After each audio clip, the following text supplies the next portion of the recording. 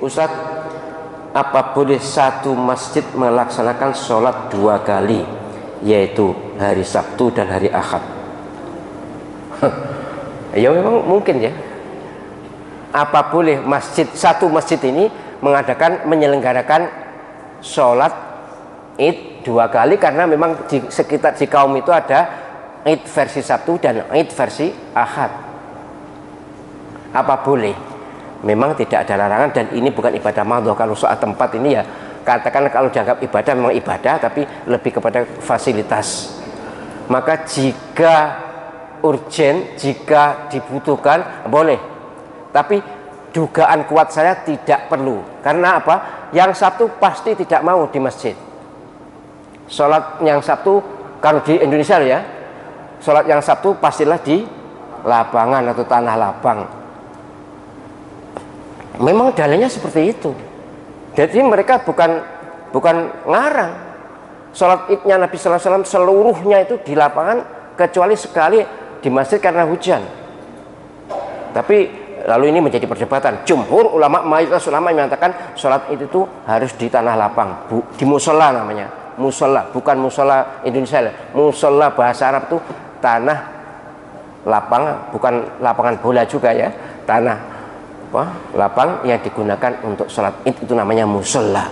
Nah, kalau bangunan untuk ibadah umat Islam kecil atau besar atau sangat kecil namanya masjid. Untuk berjamaah 5 waktu atau tidak, untuk Jumatan atau tidak, namanya masjid. Pokoknya bangunan khusus. Seperti di Madura itu tiap rumah punya kecil-kecil itu juga masjid mestinya. Nama resminya. Musola itu tanah lapang yang untuk sholat Id. Sholat istisqa itu tanah lapang atau musola. Nah, mestinya tidak terjadi, walaupun berbeda. Yang berbeda NU dan Muhammadiyah, gampang itu. Muhammadiyah lebih umum di tanah lapang, NU lebih umum di masjid. Yang berpendapat di masjid memang Imam Syafi'i saja. Yang 3 itu Imam Hanafi, Imam Malik, dan Imam Ahmad bin Hanbal berpendapat lebih afdol di tanah lapang karena Nabi di tanah lapang. Tapi kemudian kalau diteruskan, bagaimana di Masjidil Haram? Ya, kecuali di Masjidil Haram dan Masjid Nabawi. Sekarang begitu. Itu ulama pendapat, bukan Nabi SAW. Nabi jelas di tanah lapang karena sholat itu disyariatkan tahun kedua Hijriah. Di Mekah belum ada sholat Id. Tahun kedua Hijriah diadakan, kemudian Nabi sholatnya di sebelah timur Masjid Nabawi, sebelah barat Baqi. Ya, di antara itu ada tanah lapang untuk sholat di situ. Tapi sekarang di masjid, di Masjidil Haram juga di masjid. Jadi wis podo benernya gak usah tukaran. Wong gak sholat Id saja boleh kok, ya. Sing gak boleh itu tengkar perkara tempat sholat. Jadi ini boleh sholat Id hari yang berbeda di masjid yang sama, boleh. Tapi kemungkinan itu tidak besar kalau di Indonesia, karena yang berpendapat berbeda itu umumnya tempat sholatnya juga berbeda. Masih ada lagi, Ustadz, bagaimana hukumnya kurban hari Sabtu tapi sholat hari Ahad? Ini barusan tadi sore tanyakan. Kurbannya hari Sabtu karena yakin hari Sabtu itu memang sudah sholat Id, tapi karena di masyarakatnya sholatnya Ahad, maka dia sholat Ahad. Begini, kalau penjenengan yakin hari rayanya hari Sabtu, maka penjenengan boleh menyembelih kurban hari Sabtu sesudah sholat Id. Masa awal penyembelihan kurban adalah sesudah sholat Id. Menyembelih kurban sebelum sholat Id tidak sah karena belum waktunya. Kalau kita yakin Sabtu hari raya, sudah setelah sholat Id boleh menyembelih kurban walaupun penjenengan belum sholat Id. Tapi umumnya di masyarakat itu sudah selesai sholat Id, penjenengan boleh menyembelih kurban. Nah, penjenengan sholatnya ikut besok. Jika keyakinan penjenengan Sabtu sudah hari raya, lah besok hanya ngerukuni, misalnya hanya demi kebersamaan, ada yang di Sabtu, ada hari raya Ahad, maka penjenengan boleh.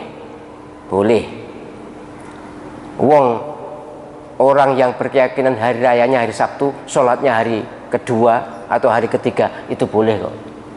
Ya, jadi sholat Idul Adha itu waktunya paling utama tanggal 10 Dzulhijjah, apakah Sabtu atau Ahad, pokoknya tanggal 10 Dzulhijjah sholatnya. Tapi kalau belum bisa melaksanakan tanggal 10, maka boleh tanggal 11, boleh juga tanggal 12, 3 hari ini. Tapi kalau penjenengan keyakinannya hari Ahad, penjenengan yakin, aku percaya aku hari Ahad, aku ya sholat hari Ahad, tapi penjenengan nyembelih hari Sabtu, namanya cari gara-gara, golek perkara, nantang pasangan. Wong percaya nih hari Ahad, ya nyembelihnya harus hari Ahad sesudah sholat Id. Wong penjenengan gak percaya hari Sabtu hari raya, ya sudah, ya jangan nyembelih hari Sabtu, harus sesudah hari raya yang penjenengan yakini. Kalau besok ini penjenengan yakin hari Ahad, ya sudah, menyembelihnya hari Ahad saja, tidak usah hari Sabtu. Ini tak ada pertanyaan lagi, saya sudah sering berkorban, jadi saya niat sedekah aja. Niat sedekah hari Jumat juga tidak apa-apa, hari Kamis nggak apa-apa, hari apa saja tidak apa-apa. Syukur tiap hari, bagus lagi itu menyembelih kambing. No? Baik, jadi penyembelihan kurban dikaitkan waktunya dengan sholat Idul Kurban, bukan hanya harinya, tapi harus sesudah sholat Id sampai notok akhir hari tasyrik menurut Imam Syafi'i. Tapi kalau selain Imam Syafi'i tanggal 12 itu. Jadi kalau nanti penjenengan ini percaya apa? Bukan percaya ya, semua percayalah ya. Jadi penjenengan sholat Idnya hari Ahad, maka Senin, Selasa, Rabu menurut Imam Syafi'i masa penyembelihan. Kalau menurut Imam Abu Hanifah, Imam Malik, Imam Ahmad bin Hanbal sampai Senin. Jadi Ahad, Senin, Selasa, sampai Selasa saja, 3 hari. Loh, kok mazhab-mazhab bagaimana Nabi?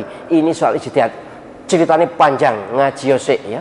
Jadi kenapa saya selalu menyebutkan imam-imam ini? Karena imam-imam inilah yang sangat intensif mempelajari fikih, menulis fikih, mendakwakan fikih, mendapat pengikut semua seluruh dunia ini dalam hal fikih. Tidak ada orang presiden manapun yang punya pengikut lebih banyak dari 4 mazhab ini.